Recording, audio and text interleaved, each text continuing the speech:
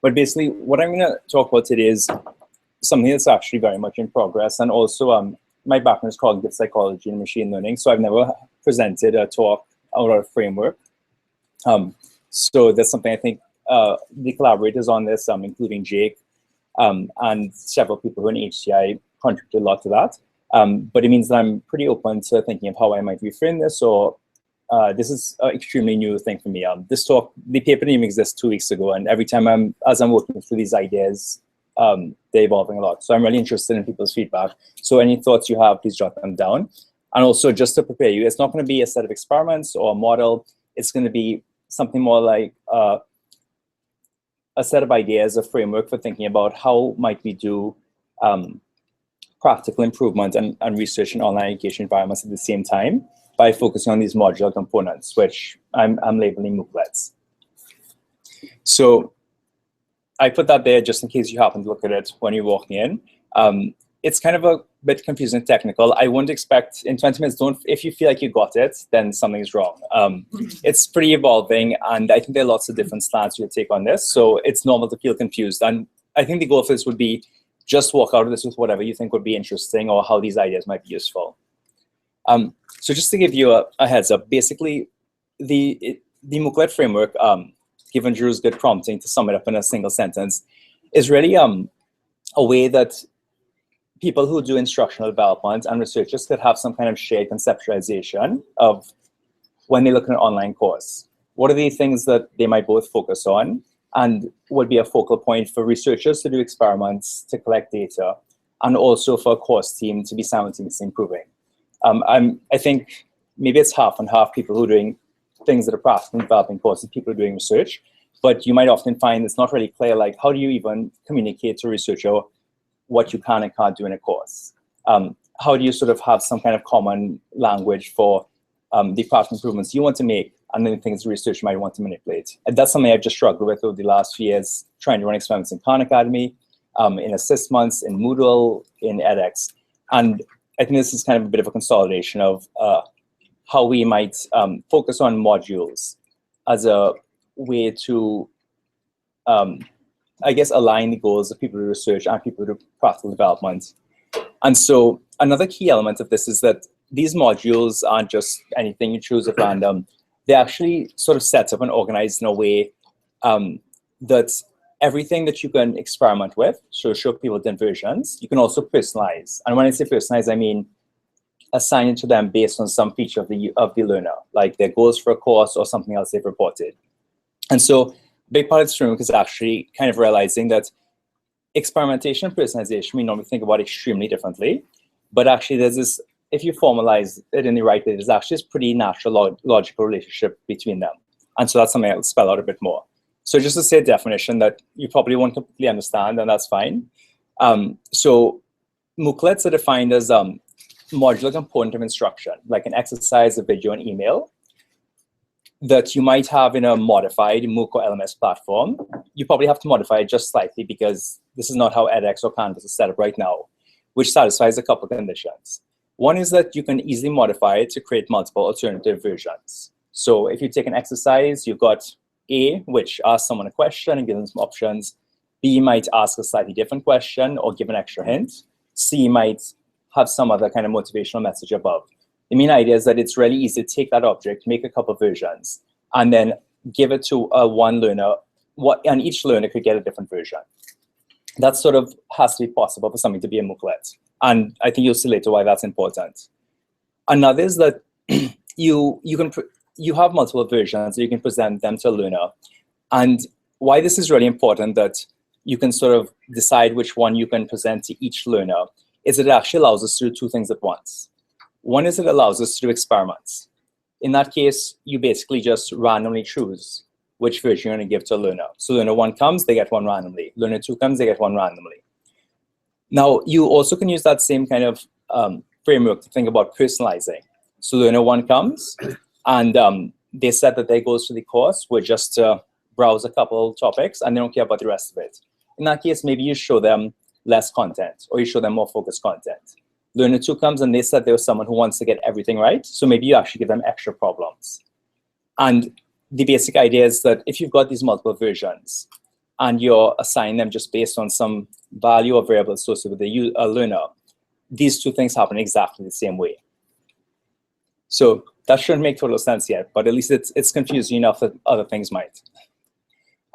One thing I just mentioned, because people say it sometimes distracts them, is I'm from Trinidad and Tobago. That's why I have a strange accent. And now you can free up your working memory to not think about that, but think about other things.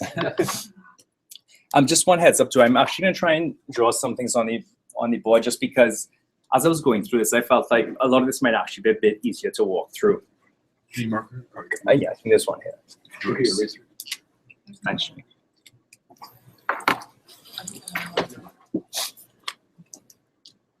Take a couple. Okay, so I think just to give you a quick overview, the questions or goals that I see as this framework trying to answer is, well, the one is the super broad one.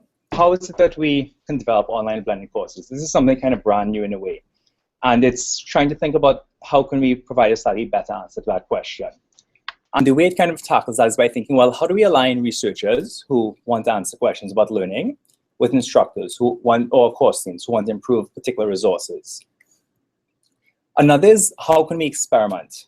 And by experiment, I mean have different versions of a resource and see which ones work best.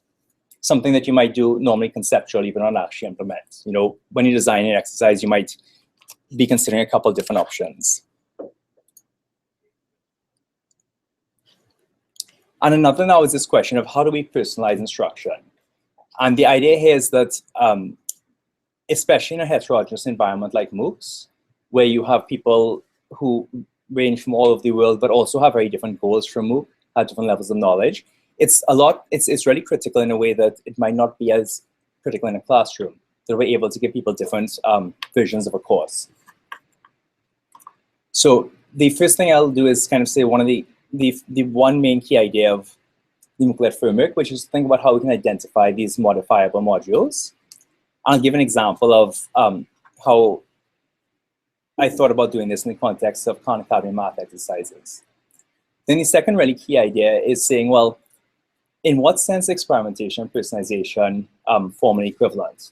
What do they have in common? Because they often seem, in a way, kind of diametrically opposed. We do experiments to get a general pattern, and we don't really care about the individual differences. Personalization tends to happen a bit more in sometimes qualitative fields, where you're really interested in a deep ethnographic analysis of an individual. Then I'll give an example of how basically by keeping the MOOClet framework in mind, this idea of having a user who has a set of variables associated with them, and then being able to make different versions of a MOOClet, like an exercise or video, and assign them based on those variables. We can, with that in mind, we actually have a very natural way to take two existing softwares that are mostly available to all of us and combine them so that any piece of edX can now become a MOOClet. And so if you ask someone, well, actually, we have some people from edX here. Is it possible to do personalization in edX right now? They might have a range of answers, but in general, it's not really clear how you do that. Or what kinds of things can you A/B test? And how can you A/B test them? I think it'll be actually kind of shocking that this kind of small change can actually give us a lot more capacity than we realized. Then I'll give one example of an actual experiment where this is a really nice example of where I did an experiment and I didn't even realize until afterwards that I could have actually personalized those resources using the exact same framework if I made a slight tweak. And so at least for me, it's kind of a clear example of how this really does kind of bring a shift in how we might think about doing research. And then I'll talk about, well, if you have the ability to experiment and personalize, how do we decide how many people to put in one version or another? Or how we're personalizing? As we're getting more data, how are we going to change that? And this is work mainly led by Jake, where we can take machine learning models, and if you've implemented things according to the MOOClet framework, you know, again, this idea of modules that you can assign based on user variable, then actually there's a whole class of machine learning models that naturally align with that. And then I'll just review that, the key ideas we've come across. Solicit your thoughts about how you'd actually might use this. Talk about some next directions I've been thinking about, and then the many other next directions. I think this kind of general idea of experimentation and personalization being two sides of the same coin, as as Marshall's put it when we've talked, is really broadly applicable. So I think there are a lot of different consequences to spell out, which may make it hard to follow the talk as well, because there's a lot that could you can jump off on. Okay, so in terms of thinking about this question now about how to develop online and blended courses, that's a question, it seems gigantic and monumental. How can we even answer it? But actually, it's been answered every day of the week here. Implicitly, we have some set of assumptions or some set of working practices about how a course is developed at Harvard X, at edX, anywhere else. And in terms of the approach we often use to this, it tends to be a constellation of different kinds of practices. Everyone has ideas of instructional design. But what's interesting is there has been work that maybe hasn't percolated out as much about how can we actually align research and instruction. And so the idea is that this is work by, for example, Candice Till, who is director of the Open Learning Initiative, where whenever they build courses, they actually just build them by a team of researchers and instructors and sort of domain experts, people with experimental psychology, machine learning backgrounds. So it's sort of co-constructed. And what this is, I was fortunate to be able to be a part of Candice's group while I was doing a postdoc at Stanford. And this actually really is interesting in that it totally reshifts how you develop a course.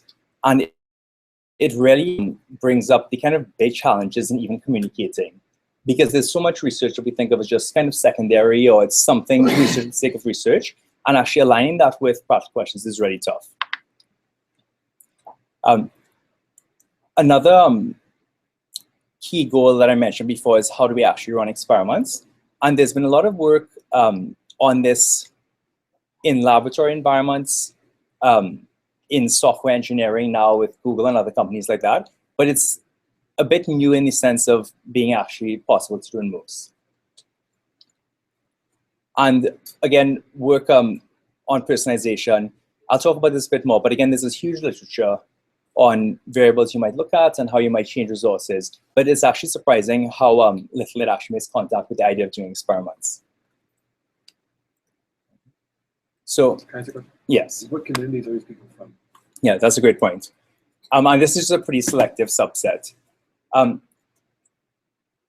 Candice Till, Candice Till basically comes from the Pittsburgh Science of Learning Center, which is a powerhouse. You might think of it as a community in its own right. It's basically something that was set up by NSF for 10 years, and they're the ones who've done the most work in technology and education. And they're human-computer interaction, cognitive psychology, education researchers, machine learning. There's sort of a big group of them at University of Pittsburgh and Carnegie Mellon. But I think Candice's, so I think that's kind of Candice's community. She also has a big focus on higher education. But that's, again, not a big field within education research. That's a sort of minute part. So it's kind of, it's not exactly clear where it fits in. In terms of Kohavi is an industry expert in experiments. So basically, he runs Microsoft's A/B testing and experimental framework, and he did the same for Amazon. And so that paper I referenced there is a great guide to running controlled experiments in the web.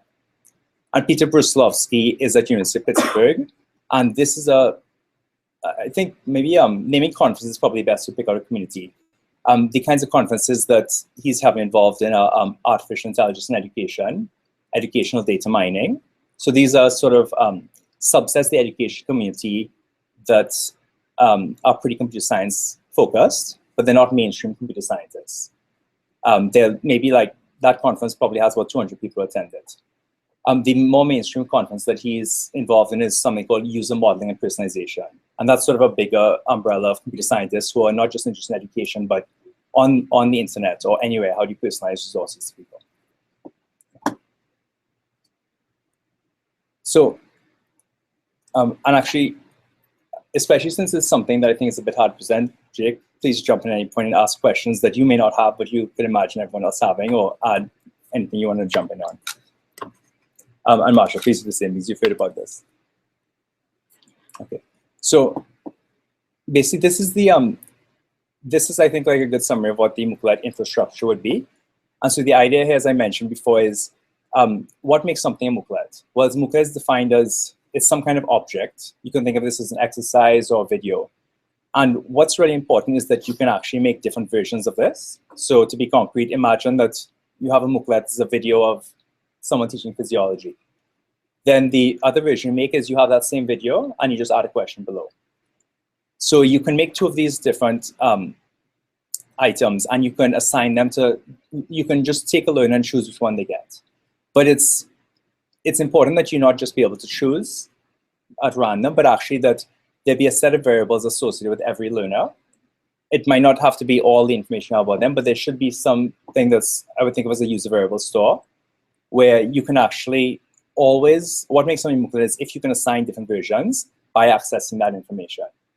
And then you can write back to that. So I think this is a bit abstract. So I'll jump in an example and see if it clarifies. Okay. So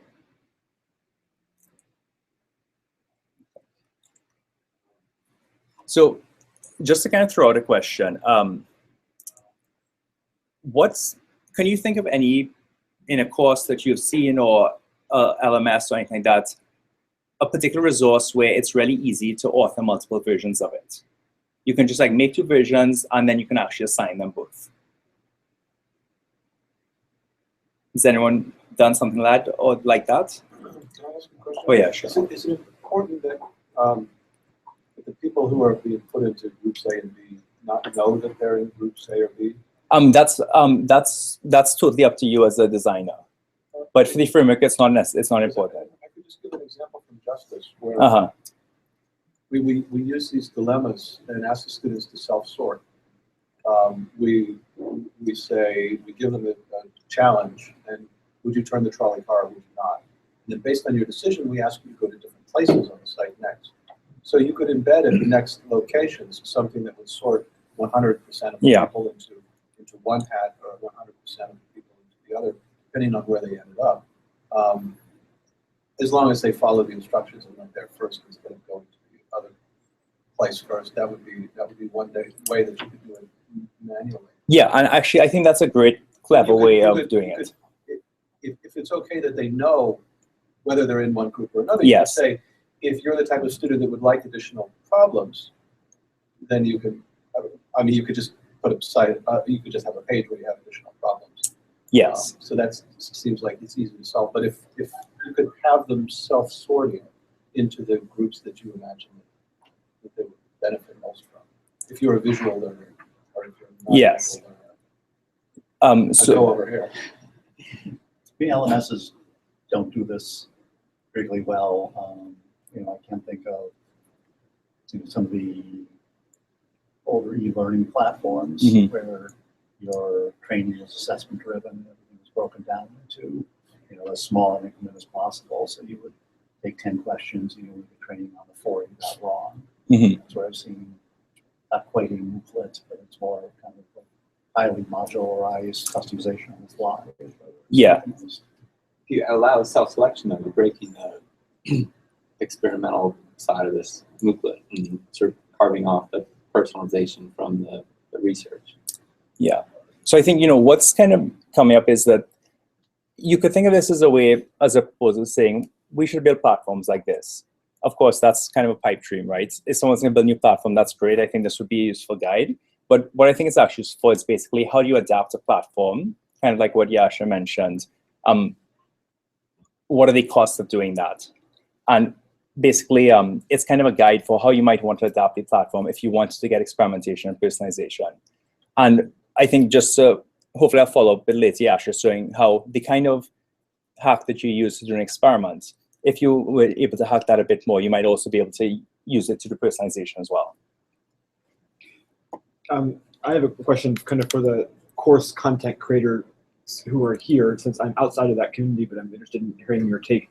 When you're creating content for a course, does it ever or frequently or never happen that, for example, a professor has given 2 explanations of the same concept or 2 different illustrations of the same idea that you want to get across? And when you're designing the course, you're like, which one should I use? Either one will work. I'm not sure which one will work better. Does that dilemma ever come up? I hear a no. Okay, so yeah. Well, not necessarily no. Again, I just started here and I haven't done a course here, but we've actually tried to do that on purpose for university design in certain cases where to address students with different learning styles, you might do that or different learning needs or disabilities. So, okay. Thanks. What did you say, Tiffany? You usually just choose one? Provide both. Usually just provide both. Okay. So like if you click on like our answers and like you don't get the question right and you click and then they have that area. Then. This or go back. So like, did I understand you that that there's like a main video and then like a follow-up video? Is that what you're saying? In a No, sense? it's a text one. Oh, text. Okay. There's a main text, and then if you get a question wrong, then there's a follow-up text.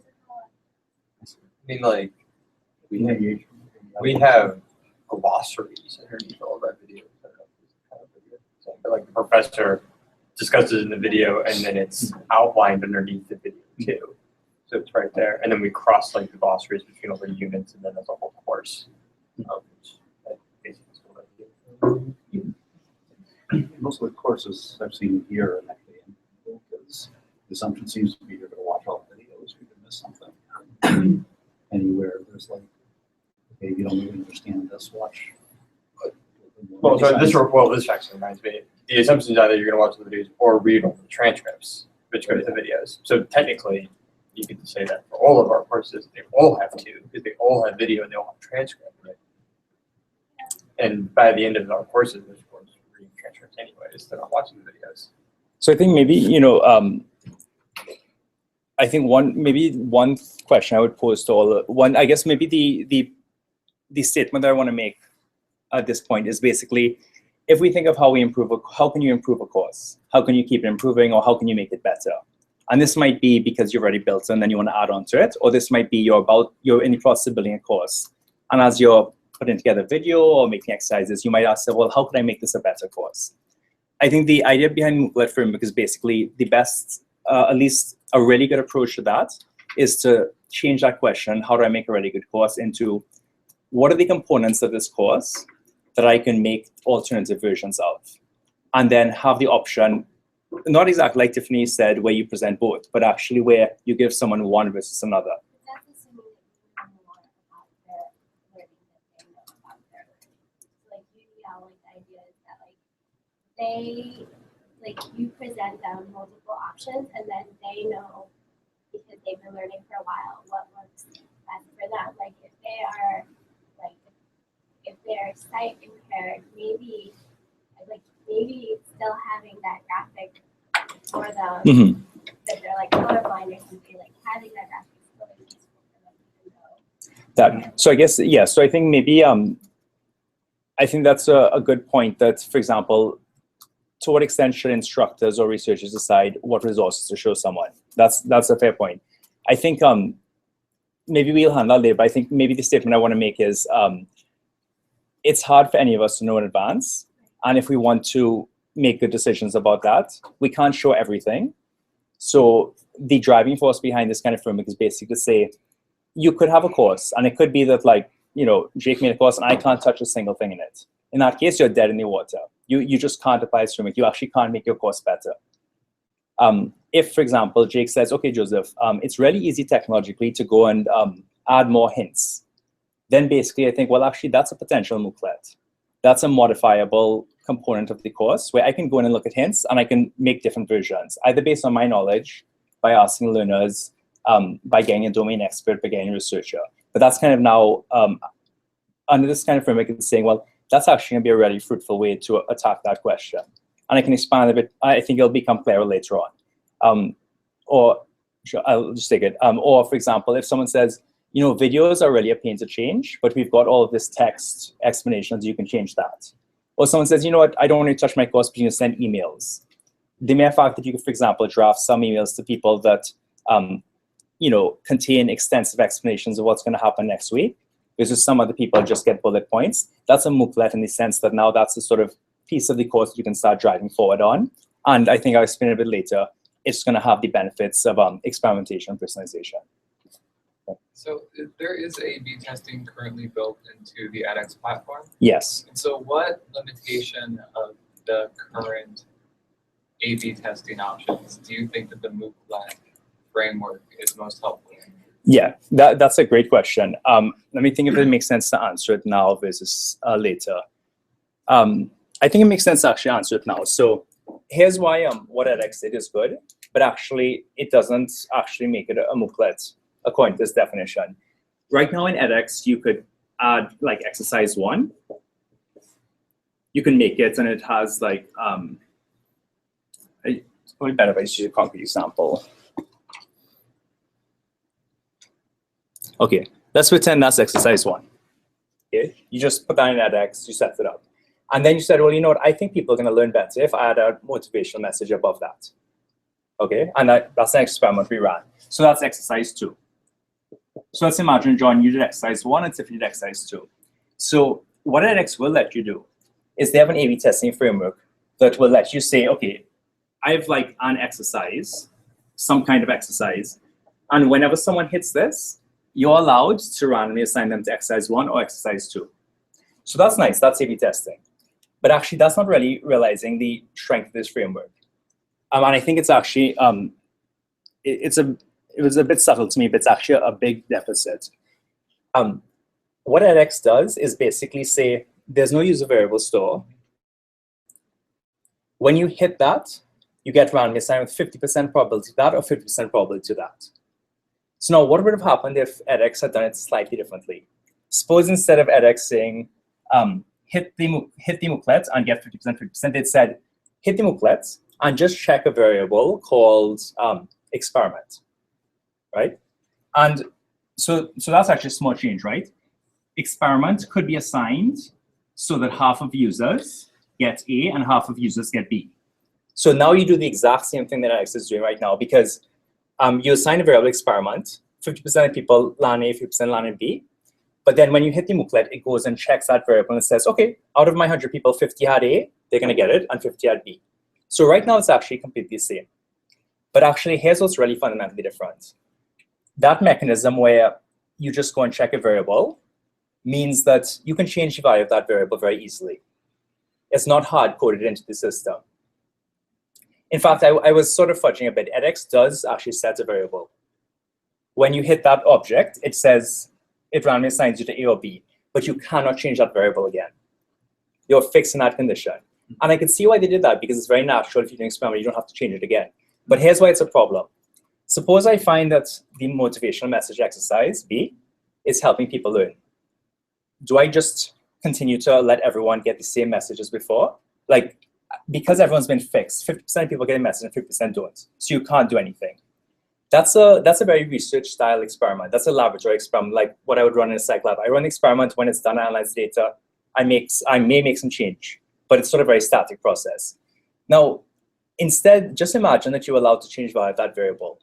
You can imagine that you look at the data after week 1 and you say, well, people who got the B are solving 6 exercises on average, and they're only solving 4 if they got the A. Well, then you could actually just say, well, I'm going to change the variable. You could be extreme. You could say 100% of people now are going to get B. So everyone who comes in is getting a motivational message. That's your decision. Personally, I would actually be a bit more conservative. I would say, well, let me put more people in B because I'd like people to get the benefit. But I do want to leave some people in A because I'm not totally sure if what I found was reliable or if it's actually a real trend. Now, as I get more and more sure, I might decide, the first 500 people were like 50%, 50%. The next 500 are like 60, 40. Next 500 are like 80, 20. And so what you actually have is a very nice phasing where the same thing that did experiments is now actually allowing you to just improve your resources. Yeah.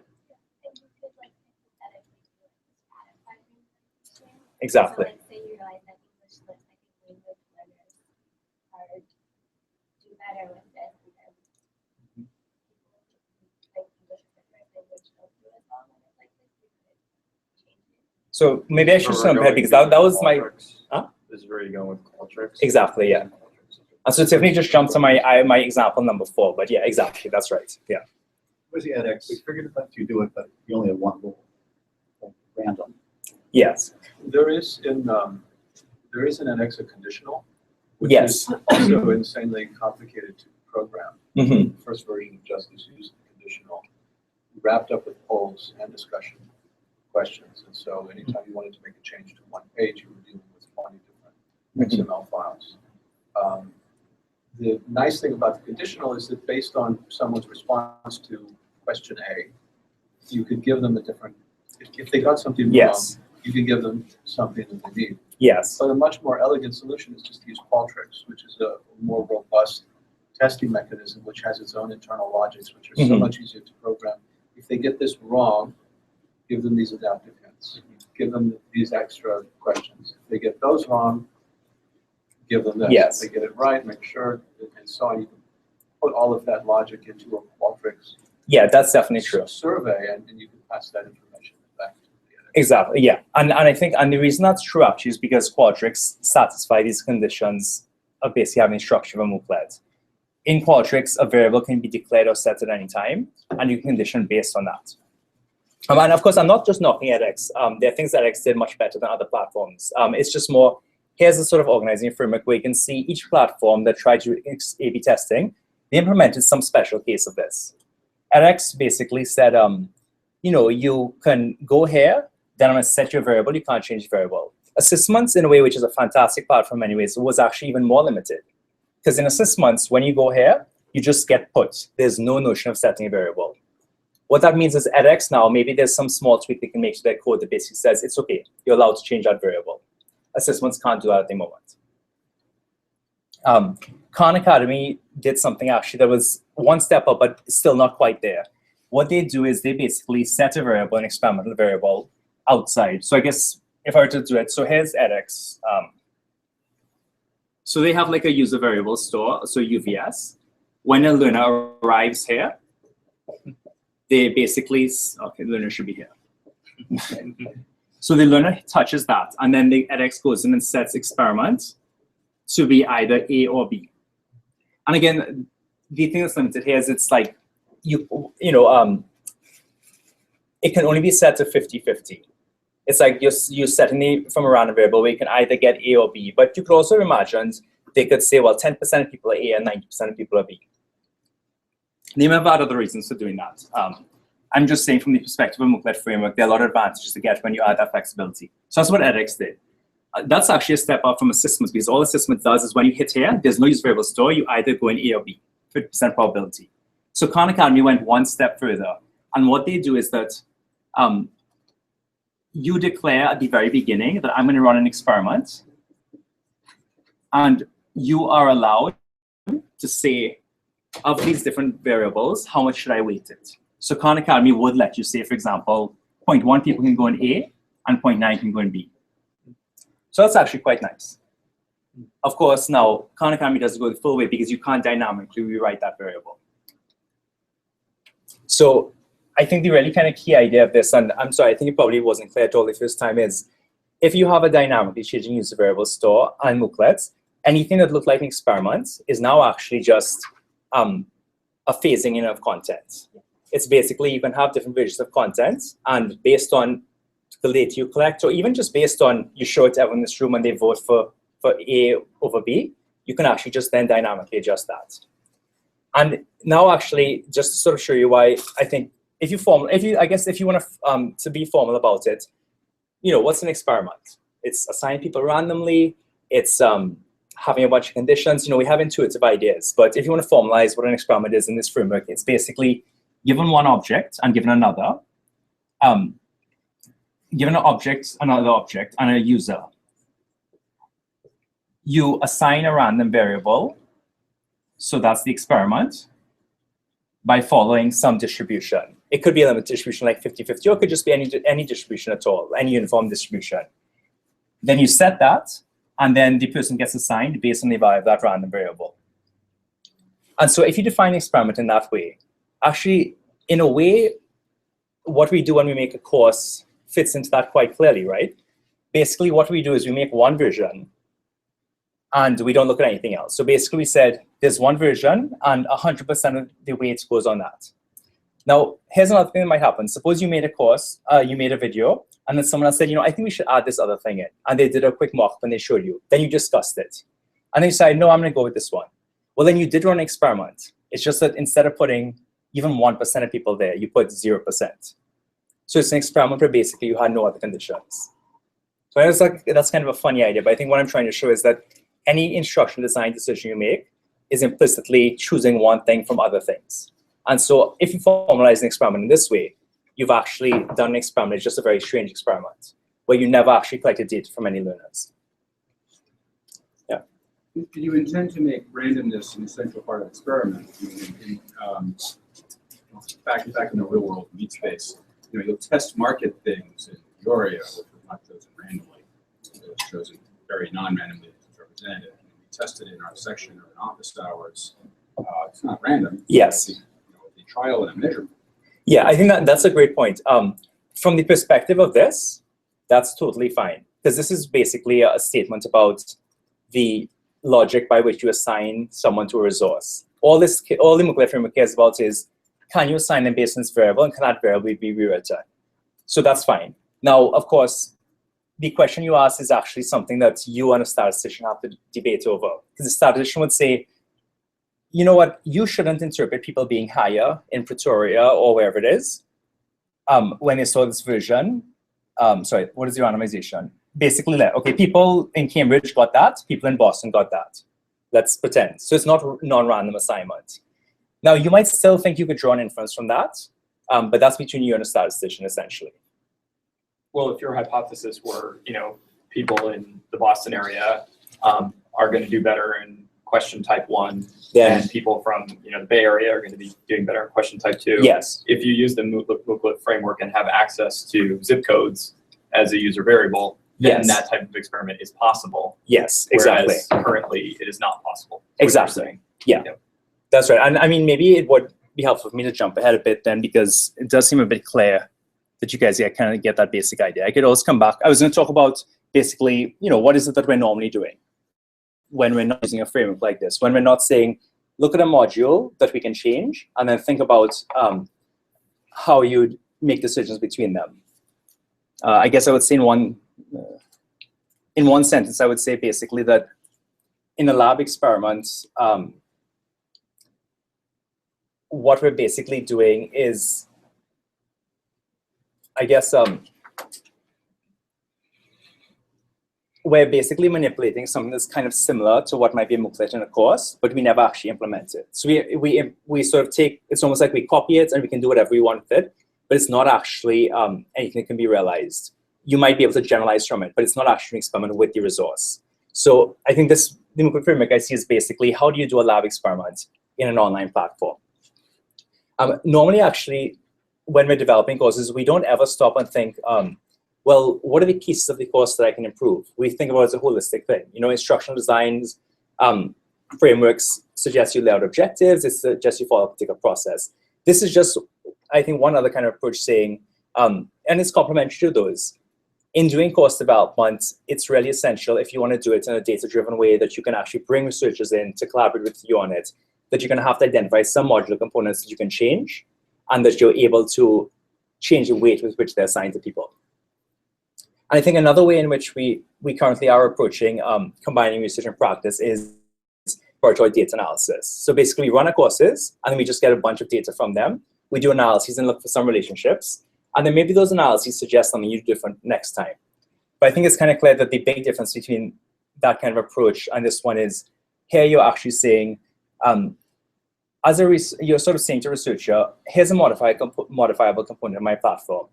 Based on what you know about the world, based on theory and papers that you've read, what would you propose would actually make a difference? And so some people would say, well, you just need exploratory data analysis before that. And that might be a reasonable claim. I think this is just sort of saying the MOOClet framework is basically putting forward another way that's, I think, a bit more direct from researcher to practitioner. It's not that I do a bunch of machine learning and then I say to someone, well, here's what you might draw. I actually say, okay, you've given me a piece of your course and I can modify in certain ways, and we'll just evaluate how it actually impacts learning or engagement. Okay, so in terms of an actual example of a MOOClet, well, I think maybe just one question to reflect on. Now that we have talked about that a bit, if you want to just take 1 minute and turn to the person next to you and just see what you can brainstorm. Given what you said so far, are there potential MOOClets and modified components in edX or in Canvas or Assessments? And here, actually, I think you've seen the limitations architecturally. So how about this? Just what would you like to be able to modify? If you just had your sort of best wish, is it that you'd like to be able to add questions before videos? Is it that you'd like to be able to send people different kinds of emails? Is it exercises? So I think just take like a minute and talk with the person next to you. I'm interested in questions. Here's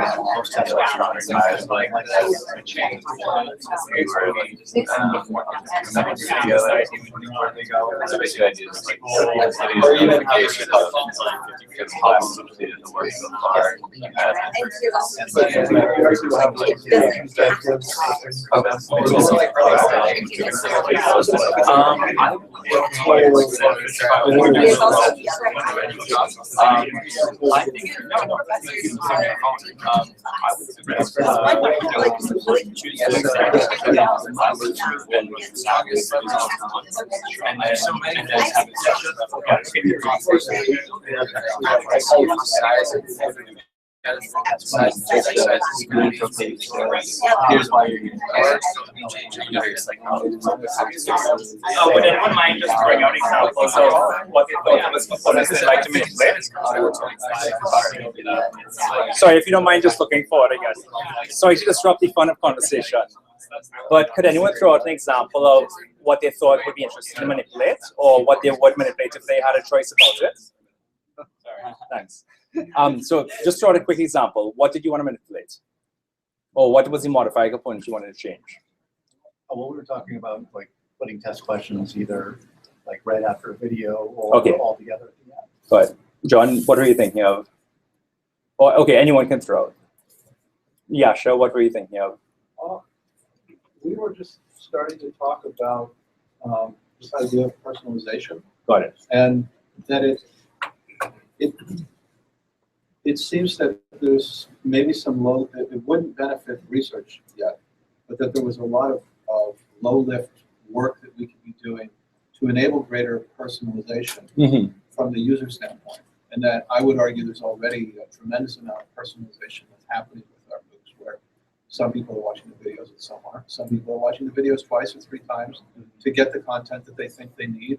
They're trying the problems, they're doing the self-test problems and the extra readings that other people aren't doing.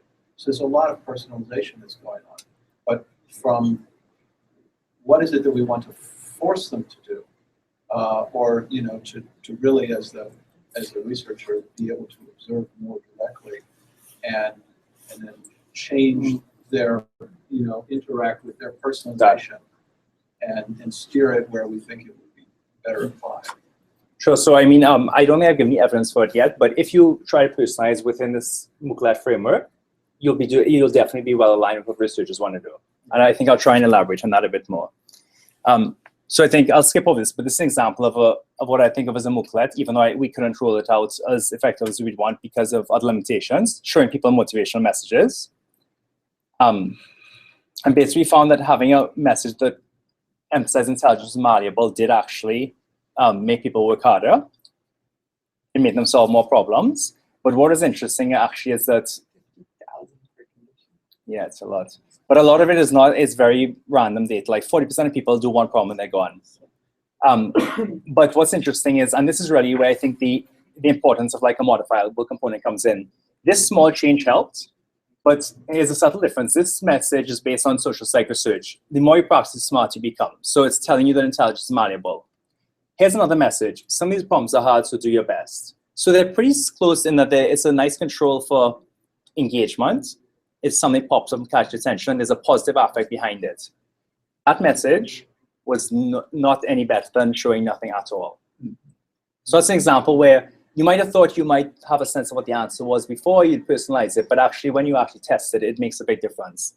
And if you think that you might have been smarter and known that wouldn't affect it, just to let you know, one experiment we ran was actually we gave people the messages, the growth mindset ones, basically positive, and at least in a random sample of adults, they thought they were completely equally effective. So it's not obvious from instructor's point of view what would and wouldn't work. Can I just echo that? In the case, I think Tiffany was making this point earlier.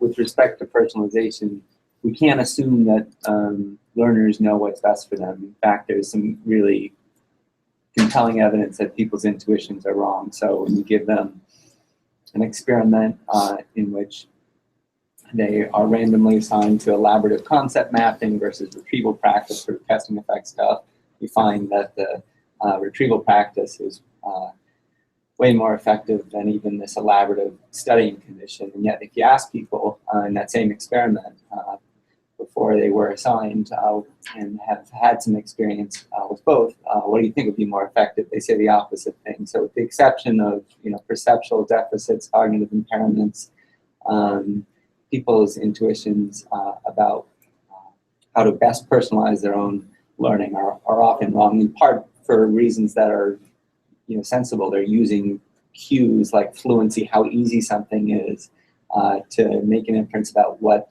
is best for them, when in fact, you want to be in a difficult sort of learning condition to optimize learning. Yeah, I think that's a great point. You're actually better off directing the learner than having the learner. Well, so that, I mean, in that experiment, it was definitely yeah, true. And there's a whole lot more to say here, and I have a talk on learning styles where, many of our common intuitions about what matters in terms of individual differences are wrong. And, learning styles, the visual, verbal stuff doesn't matter. People have strong preferences, but if you put them in the condition that they prefer, they don't do better than if they were randomly assigned or put in the opposite one. Individual differences that do seem to matter in, non-perceptually or cognitively impaired populations are prior knowledge. There's some anxiety interactions, so people who are highly anxious do better with more structured environments. And there may very well be some, in this context anyway, impact of their sort of broad learning goal, but research hasn't looked into that. A quick follow-up to that, which is with the design that you have, where like you determine that something's a better learning outcome, and you start putting people into those groups. Don't you inevitably lead some people who are sort of alternative learners or stronger in a different domain, having to sort of eliminate the nice process through the material? Exactly. You have one. Can I just make a small point here? If I understand what Joseph is really driving at, though, what the MOOClet framework would allow is a few steps down the road when we develop an understanding of this learner is actually better with text than with video, for example, that they, because it goes back to that individual variable for that learner, you could reassign that variable to text for that learner instead of having it be 90-10 or, they're answered on a survey. I prefer text. We know that they do better with text, so we give them that. So he's saying that the whole framework allows for learner. That's sort of I think just to show, that's your point. Just to show something actually Jake worked on, which really makes this point in a very compelling way, is here's basically a simulation where imagine so we have one condition which is no question, and it's like you show a video and there's no question below it. You just watch the video like normal. Now here's a condition where there is a question. It shows up all the time, and it asks you to reflect on the video. Now, what you find, just pretend you don't see those. There are two kinds of learners in this course. One is someone who intends to do everything, and one is someone who says at the beginning, I'm only coming here for some content. But pretend you don't know that right now. You're just doing an experiment. You're not using MOOClet Framework where that variable is actually represented along with the random variable. So what Jake's simulation showed is, on average, it's better to make everyone see the question. So that seems reasonable. You look at the data and you say, well, actually, so what he's doing is basically applying a machine learning policy, and this is the optimized machine learning model. So once you formulate things in terms of the MOOClet, there's a whole class of models. They're called markup decision processes. There are others that very naturally handle this relationship between modular components, random variables, and individual difference personalization variables. So what this one is basically doing is, as you get more and more data, it's trying to figure out, well, what's the optimal policy? And so it goes along, and it just starts off randomly assigning everyone to equally to be half and half, 50% question, 50% no question. As it gets data, it starts to assign more and more people to the question condition. And so what you see is the average proportion of exercises people get correct is higher. So just to kind of play through what's happening here, people land on a page, they see a video, 50% of them, or 50% of them see a video with a question below. Now the measure of learning is on the next page, how many problems do they solve correctly? And so that's the proportion of exercises correct. And this is a simulation. We're sort of saying if you got these exact results, this experiment would be good to run. But I think what's important about the framework is just that it allows you to ask these questions. So basically what's happening is when you assign 50-50, you're getting around 40% correct. But then as the model starts to assign more people into the question condition, the average number of problems they're getting correct is rising. So people are seeing the question, they're reflecting more, and they're doing better, right? That's what it looks like.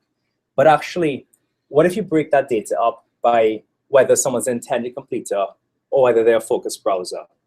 Well, again, these are sort of hypothetical. And I mean, there's bound to be context where it's true and where it's not true.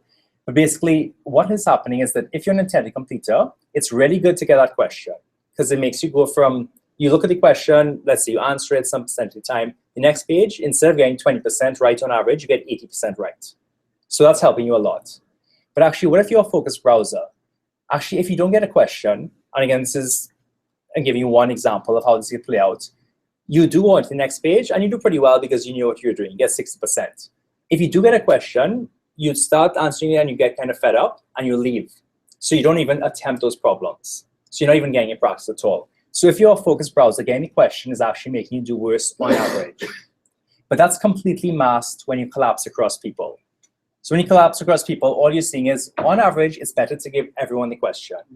Because on average, everyone's going up. You can actually see that as you keep assigning more and more people, they're going up. But suppose instead of doing that, you actually did the analysis we're talking about now, where you say, well, what's the interaction between the question or not and a particular personalization variable? Well, this is a model that takes that into account. And what the model does is it learns more quickly because it's using two sources of information, but also it reaches a much higher ceiling.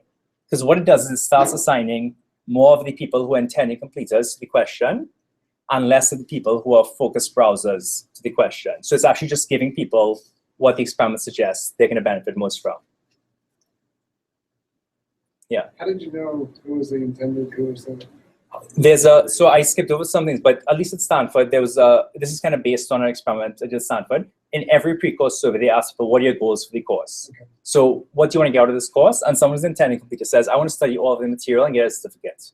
Someone's a focused browser says, I only want to look at a few of these lessons.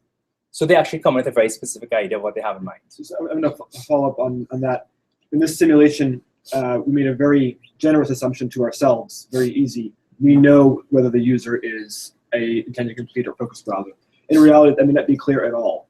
But there's a class of methods in computer science where, but over time, by observing behaviors of the students, you can get evidence that, this person is probably category A, but they might be category B with a smaller probability. And you can hedge your bets about what the best action or best resource to give them based on what you've seen of them over time. So there's a whole class of methods to do this. I also want to mention that, like, you made an assumption that they had divergent responses to receiving a question, right?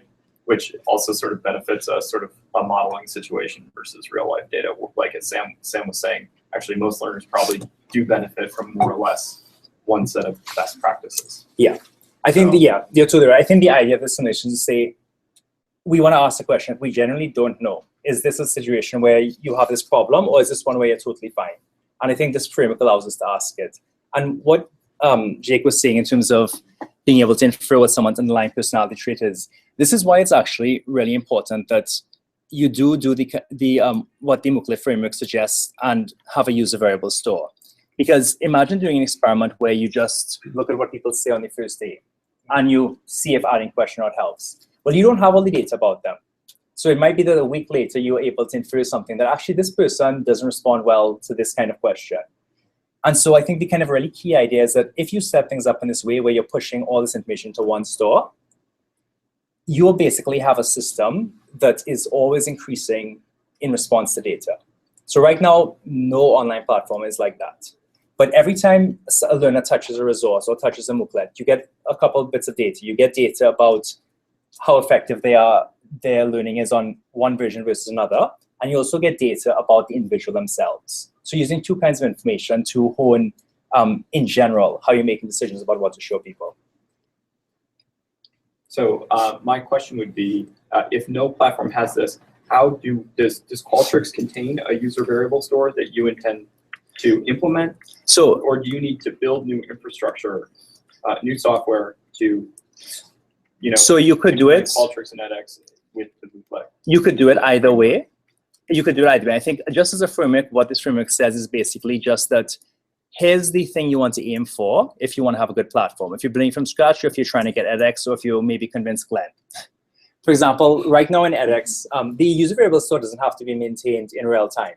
It could be a theoretical construct, which is basically, if I click, I can say, I want that, and then some code runs, goes and gets the variable and brings it to you. So that's one option. Now, I have to say, having used Qualtrics for years, it wasn't until we were writing this paper that I realized, actually, you can do this in Qualtrics. When I realized that actually there's this really fundamental relationship between randomizing on a variable, experimenting, and personalizing, then I realized actually it's almost trivial. Qualtrics has something called a Qualtrics panel. They don't think about mooklets. They had no intention. But what it does do is it's designed to capture information about people and send them emails. And so what that means is that any variable you push into a panel is now a user variable store.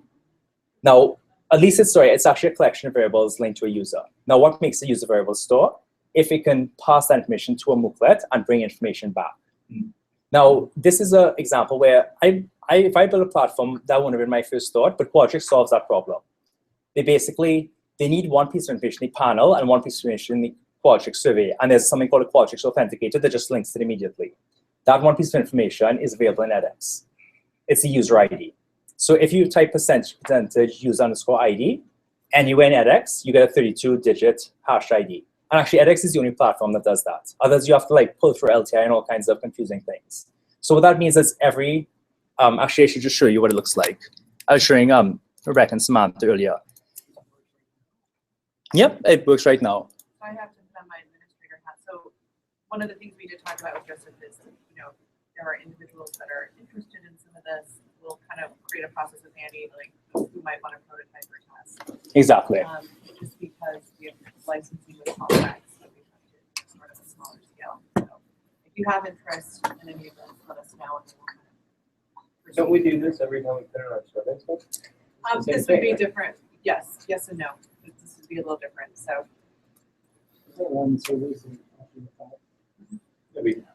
You put the end user ID. Well, I mean, how many administrators? Yeah, I think it'd be a matter of there are a lot of things we don't know for sure. So this is pretty promising, but I think it makes sense to sort of explore it slowly, or at least keep it hypothetical. But just to show you how this works, and this is stuff that Qualtrics normally looks kind of ugly, but you can touch it up pretty easily. So here's an example. Oops, sorry, you can't see that. Okay, so this is just a course I made on Edge. And what I did is I basically just, again, this is why third-party software is good, because they build this stuff we don't have to bother Glenn. So here's a pre-course survey, and you just ask some people some questions about mindset and intelligence. So that's a Qualtrics survey embedded by iframe. You don't see it, but it's actually pulling the edX ID. As soon as that survey is submitted, it creates a Qualtrics panel, which now has edX ID and all responses to that survey question. So that's a mooklet, because you have a user variable store that can be linked to the Qualtrics survey.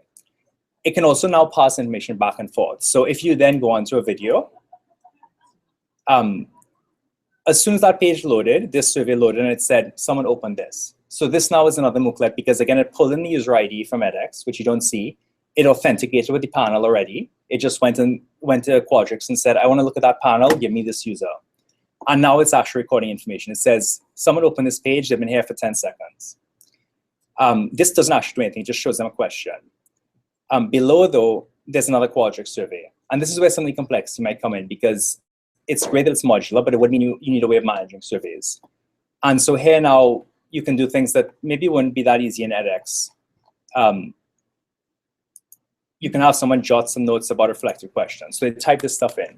And now this again is a mooklet, because as soon as the survey loaded, it checked with the panel. And when the person leaves the page or when they click submit, it then adds the user variable store. So now it says, here's what they said in the pre-course survey. They opened this page, they spent X seconds on it, and here's what they wrote in this text box. And now, because it's sort of constructed in a very modular way, where each of these is a mooclet, a modifiable component, that is something that you can personalize. You can use it for personalization. So you could have, for example, randomized what questions you asked here. Or you could have, for example, said, the people on the pre-course survey who said they really like reading text, I'm going to give them even more. So basically, every single component of this now is something you can change based on what's happened before, and something you can also use as information for the future. I think there's... We could do something as simple as the questions that come up. Yeah. And so here's exercises. I just re-implemented what was in edX inside of that. But I mean, this is just one system. The other thing that's really nice is maybe if edX sees this, they say, oh, well, that's actually good. We'll just re-architect our system, set it up like that. Or maybe there's people who are reasonable programmers. I think it wouldn't be too bad if I had to do it, who say, we need some URL where when a page loads here, there's a call to that URL saying, could you get me this variable? It gives the edX ID and it says, get me the variable. And it goes into the database of stuff we get from edX every day and pulls those out. Then it sends this back here. And then it says, OK, you need to see this or that based on that variable. So I think those are the main things I wanted to touch on. Let me just check. So yeah, and I'd love feedback on this because this is definitely not very clear. It's not a polished talk. A lot of the ideas are in flux, but basically, the MOOClet framework is saying, well, here's a way to architect or set up a resource. You basically want to look in a platform. If you want to do data-driven improvement that runs experiments and personalizes, look for modifiable components where you can make different versions and assign those based on some variable. That's going to be the first step. So for you, those might be exercises, they might be emails, they might be anything. To make it a mooclet, you need a user variable store, which is a set of variables that is associated with each user, and that has to be able to pass information to a mooclet and back. And then what this does is basically set up a nice virtuous system where any mooclet can be modified or changed based on these variables, and they can actually send information back there. And so I think you saw examples of just a usage scenario. One way you could do it with Qualtrics and edX. I've also done with Qualtrics and Moodle. So Moodle is a lot like Canvas, so maybe there's an easy way to carry it over. So that's, I guess, a demonstration. I think in this example, this is more of an example where we couldn't quite do what we wanted in the mooclet. But if this was designed as a mooclet, as people got more motivated by the motivational exercises, all we'd have done would have been change our experimental variables. So instead of getting 33, 33, 33, it'd have slowly moved to everyone getting the most effective resource. Unless it's the case that we saw an interaction where motivational messages work, and this is actually what we're finding when we look at the data. Motivational messages are not having a benefit for people who are long-time users of Khan Academy, but they are helping people who are brand new. So you could say, well, just keep showing it, right? It's not doing any harm. But then you have to ask, well, remember, the real power of a mooclet is you can modify it to do anything that could improve learning. So can you think of anything at all that could go there instead of a motivational message? And I think this is where you kind of need that collaborative loop between researchers and practitioners and people with different perspectives, because what we've actually done is actually run a lot of things through this paradigm. Basically, the next thing that I ran was actually adding a link where people could just ask for study strategy tips. So you click on that link and it pops down a bunch of information. And actually, one thing that Khan Academy did is they collaborated with a group at Stanford, PERTS, where PERTS actually issued a call to psychologists and researchers saying, here's exactly what you can manipulate. You can change what text goes above there. Here's exactly the variables we're going to give you. Send in a proposal.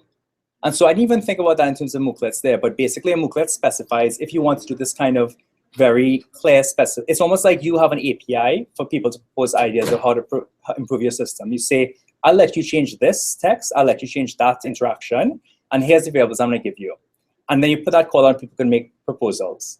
I think the thing that really opened my eyes is now you can put that call out not just for give me an experiment and improve it, but you can also say, well, suggest some hypotheses about how I can personalize this to some users better than others. And then this is where people might suggest things you should be collecting earlier on. They might suggest ways of recomputing data that you already have. I think that kind of sets up this really virtuous scenario that is reflected well in the simulation Jake showed here, which is basically, if you're not looking at these personalization variables, if you don't have access to user variable store, you might do things that look okay, but actually you could be doing a lot better, and you may be hurting some subsets of users. I think the one thing to close on. I think the main thing would be to close on this question is, and maybe open it up for discussion, is how would you imagine using this? And please jot any ideas or things you think would be good to follow up on the paper, and let's just open it up for questions. I have a question about what we'd be able to observe in the logs that's happening in a mooclet. Would everything be the same, or are you creating a smaller micro environment where other information will have to be like manually transferred at a later point? I think that's a great question. I think it doesn't answer that question so much as specify what the answer would look like. So I guess the question now is to Glenn. How hard is it to push information from a tracking log in edX to a Qualtrics panel? Or maybe Glenn says, that's a dumb thing to do. Just send all the Qualtrics data to my user variable store. But now you can frame it into decisions about where do we keep user variable store and how does it interact with mooklets. And are those things mooklets? Or are they like partial mooklets because you can't personalize, but you can't send information? I don't feel on the spot. I'm just hypothetically you ask Glenn. That's a whole broader conversation. We're not going to put that on.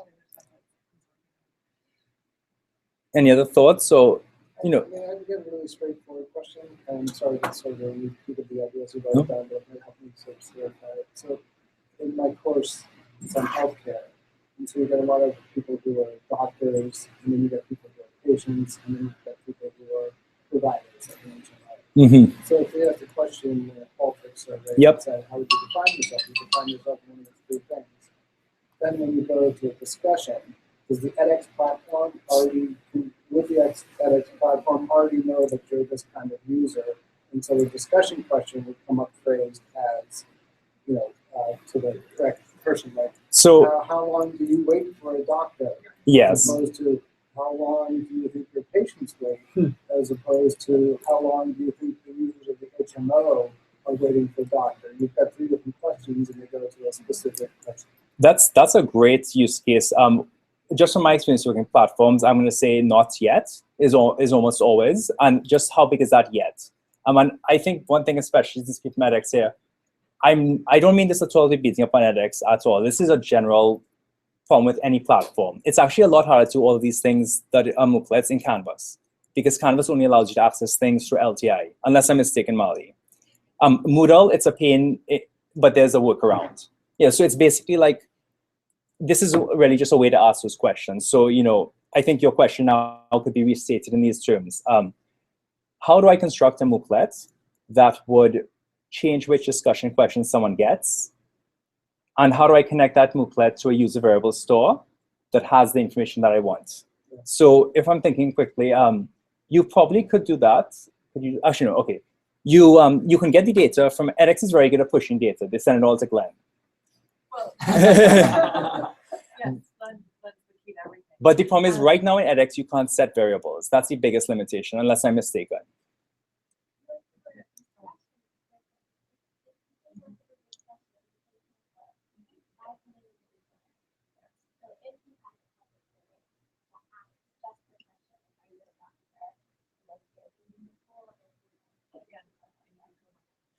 So how do you cohort them? Okay. No, we'll be offline. We can talk more, but it's a new feature. Actually, that's great. So basically, discussion question implements a piece of the user variable store. It allows dynamic rewriting of variables. I didn't know that. Yeah, that's great.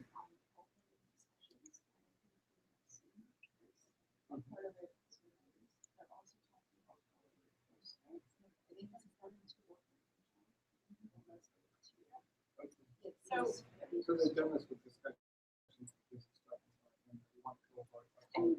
This is all.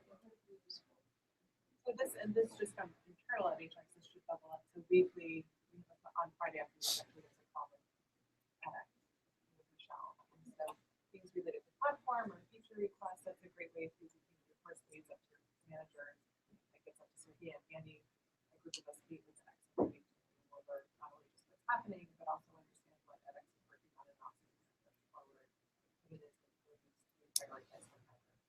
I may be biased, but I would suggest that if edX and Harvard communicated in terms of frameworks in terms of moooclets and variable stores, it would ease communication. This is obviously like a very good idea, but easy to get it all the data is Yes.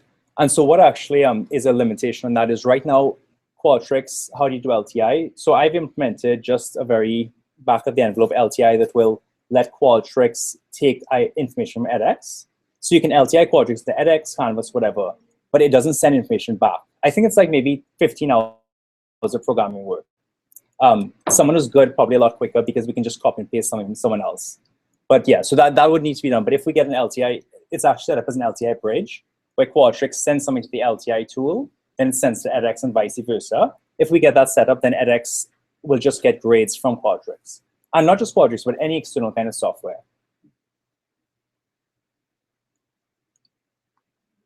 Technology comment that we probably have as well. This is Yeah. similar to the discussions we've been having about having to learn objectives that sort of thread through Yeah. course a lot of the times now. Courses aren't developed with that in mind. They're developed to reflect an existing course, and so that's sort of course teams have to work backwards from that. That's interesting. Okay.